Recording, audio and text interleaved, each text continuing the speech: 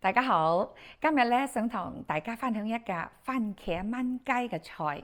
咁呢個菜咧唔難做㗎，而且咧色味俱全，同埋咧就有汁，咁啊攞嚟餸飯咧係好好嘅。咁我而家就去廚房做俾大家睇。首先，主要材料包括去骨帶皮雞髀肉、洋葱、蒜頭、紅蘿蔔、芹菜、香草、月桂葉同埋罐裝碎番茄。調味料好簡單啦，包括紅酒、黑胡椒、海鹽同橄欖油。先將芹菜、紅蘿蔔、洋葱同蒜頭切成細粒。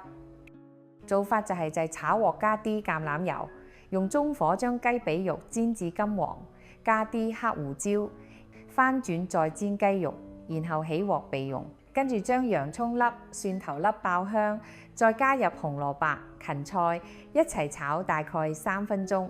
將煎好嘅雞髀肉放返入鑊，雞皮向上，倒入番茄碎，加埋啲香草，加啲紅酒，然後轉細火煮約20分鐘。